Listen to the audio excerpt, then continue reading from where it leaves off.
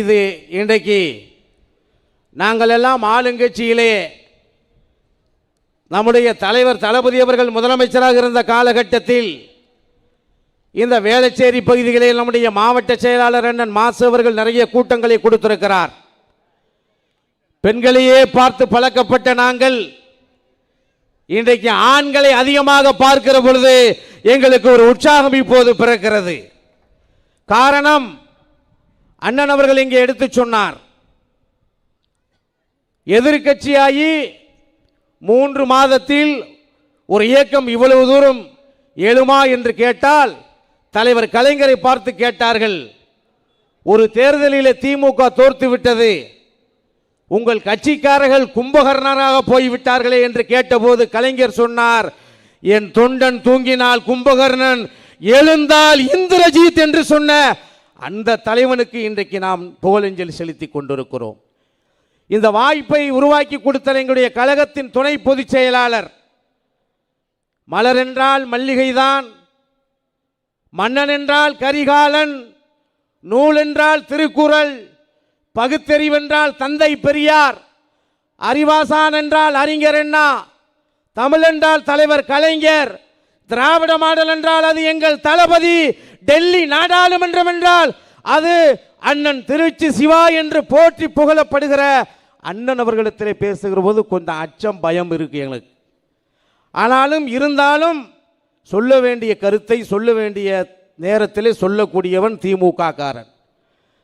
பேரறிஞர் அண்ணா அவர்கள் ஒரு முறை லட்சக்கணக்கான தொண்டர்கள் குழுமி இருக்கிற கூட்டத்திற்கு முன்பாக ஒலிபெருக்கியிலே பேசுகிறார்.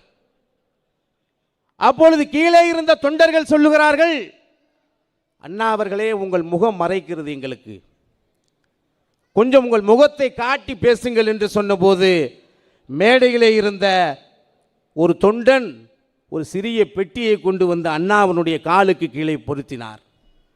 அண்ணா அவர்கள் அந்த பெட்டிக்கு மேலே ஏறி நின்று இப்போது தெரிகிறதா என்று கேட்டார் அண்ணா.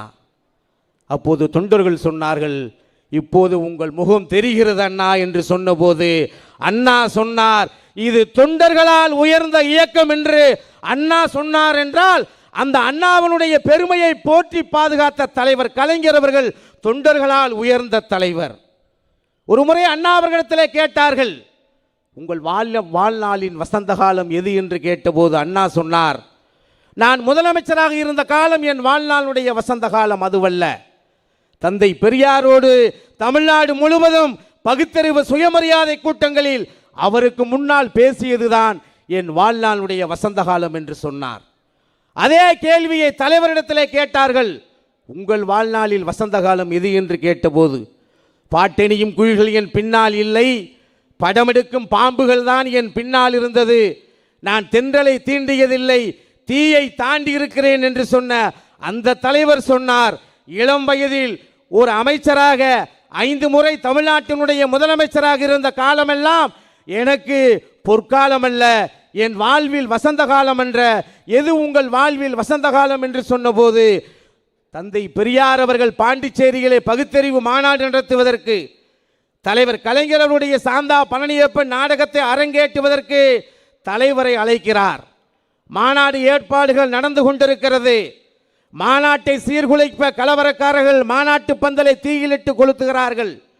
தலைவர் கலைஞர் வருகிற அந்த திசையை நோக்கி தலைவரை அடித்து சாக்கடையிலே தூக்கி வீசப்படுகிறார்.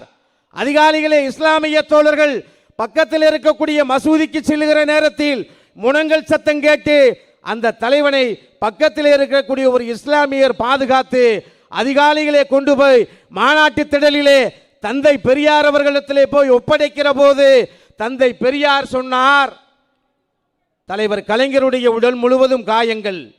அப்போது பெரியார் காயத்தை துடைத்து கொண்டே சொன்னார், தம்பி, இன்றைக்கு நீ பட்ட காயத்திற்கு நான் மருந்து தடவி இருக்கிறேன், எதிர்காலத்தில் இந்த தமிழ் சமுதாயத்திற்கு மருந்து தடவுவதற்கு நீதான் வருவாய் என்று சொல்லி அன்றைக்கு பெரியார் பாராட்டி ஈரோட்டு குருகுலத்திற்கு என்னை அழைத்து சென்றார் என்றால் அதுதான் என் வாழ்நாளுடைய வசந்த காலம் என்று தலைவர் கலைஞர் சொன்னார். எப்பேற்பட்ட தலைவர் கலைஞர்! ஒரு முறை மதுரை மாவட்டம் அந்த வண்டி பெரியாரிலே தலைவர் கலைஞர் பொதுக்கூட்டத்திற்கு நம்முடைய கழக தோழர்கள் அழைத்து செல்கிறார்கள். அவரோடு நம்முடைய மதுரை முத்து அவர்களும் அன்பிலார் அவர்களும் மன்னையார் அவர்களும் தலைவரோடு செல்கிறார்கள். அந்த கூட்டம் நடைபெறுவதற்கு கூட்டத்தில் எப்படியாவது கலவரத்தை உருவாக்க வேண்டும் என்று அன்றைக்கு கலவரக்காரர்கள் கலவரத்தை உருவாக்கி பொதுக்கூட்டத்தில் பேசி முடித்துவிட்டு அங்கே சில தடைபட்டு தலைவர் கலைஞர் அவர்களை மதுரை ரயில் வண்டியிலிருந்து சென்னைக்கு அண்ணாவுடைய இல்லத்துக்கு அழைத்து வருகிறார்கள். அப்போது அண்ணா அன்பிலார் அவர்களையும் மன்னையார் அவர்களையும் கொஞ்சம் கடிந்து கொண்டு பேசினார். நீங்கள் தான் இந்த வேலைகளை செய்ததா? இந்த தம்பி கருணா அவர்களை அங்கே கொண்டு போய் பொதுக்கூட்டத்துக்கு சென்று அவரை கலவரக்காரர்கள் முன்னாடி கொண்டு போய் சேர்த்தது நீங்கள் தானா என்று இரண்டு பேரையும் கடிந்து கொண்டார். அப்போதுதான் சொன்னார், அண்ணா அவர்கள் சொன்னார், தம்பி கலைஞர் அவர்கள் உனக்கும் எனக்கும் மட்டும் சொந்தமல்ல, இந்த தமிழ் இனத்திற்கே சொந்தமானவன் என் தம்பி கலைஞர் என்று அன்றைக்கு அண்ணா சொன்னார் என்றால் இன்றைக்கு நான் நினைத்து பார்க்கிறேன்.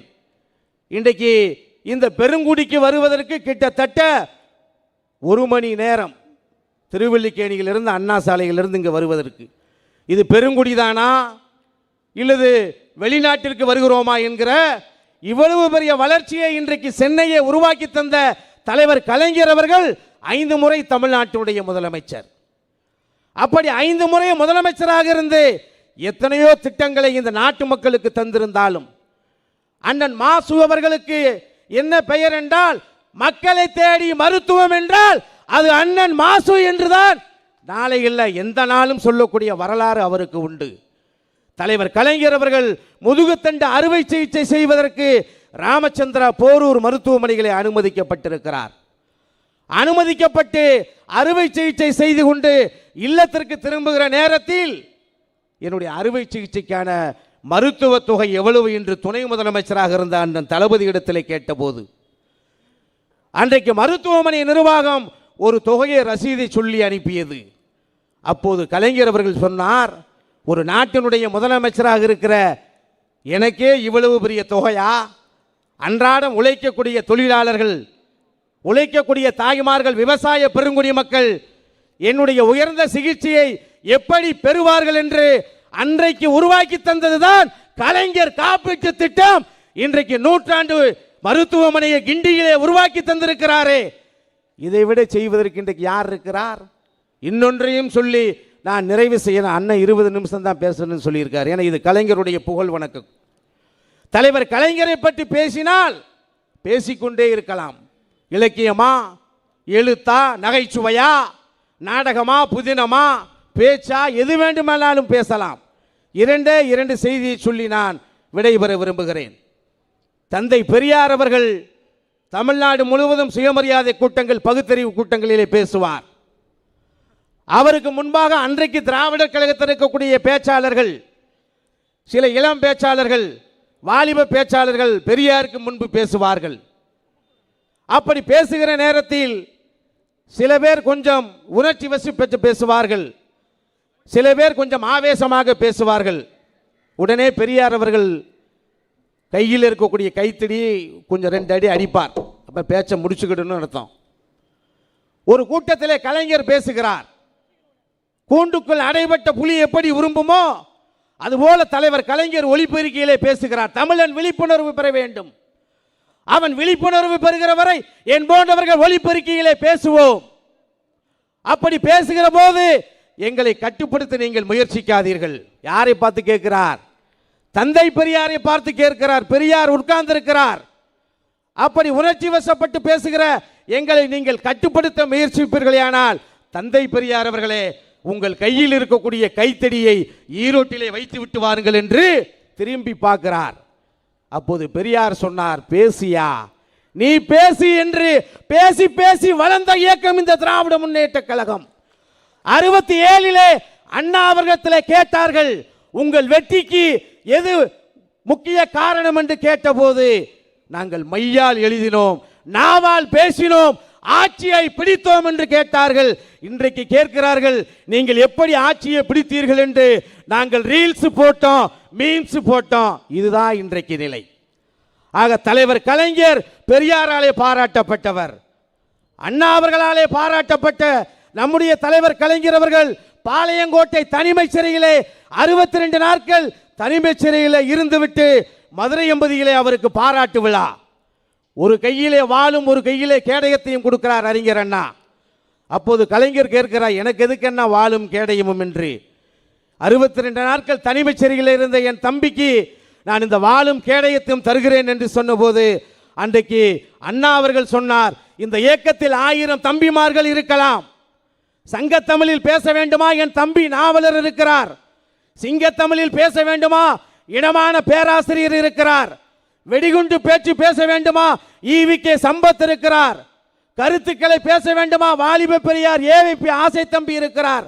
இப்படி அத்தனை பேரையும் சொல்லிவிட்டு சொன்னார், இந்த இயக்கத்தில் 1000 தம்பிமார்கள் இருக்கலாம், ஆனால் நான் இடக்கூடிய கட்டளையை முடித்து காட்டக்கூடிய வல்லமை என் தம்பி கலைஞருக்கு மாத்திரம்தான் உண்டு என்று சொல்லி என் தம்பி தன்னையும் வெல்வான் தரணியையும் வெல்வான் என்று அந்த பாலை சிறையிலே இன்றைக்கும் அந்த வாசகம் பொறிக்கப்பட்டிருக்கிறது என்றால் என் தலைவர் கலைஞர் தன்னையும் வென்று தரணியையும் வென்ற தலைவர் 2018 7/8/2018 தன்னுடைய இறுதி மூச்சை நிறுத்தி கொண்டார். இந்த செய்தியோடு நான் நிறைவு செய்கிறேன். அவர் 7/8/2018 இறுதி மூச்சை நிறுத்தி கொண்டார். பகுதி செயலாளர் அண்ணன் ரவிச்சந்திரன் அவர்கள் சொன்னாரே, ஒருவன் மறைவுக்கு பிறதான் அவருடைய வரலாறு பேசப்படுகிறது என்று சொன்னதை போல தலைவர் கலைஞருடைய மறைவு உலக நாடுகள் முழுவதும் பேசப்பட்டது.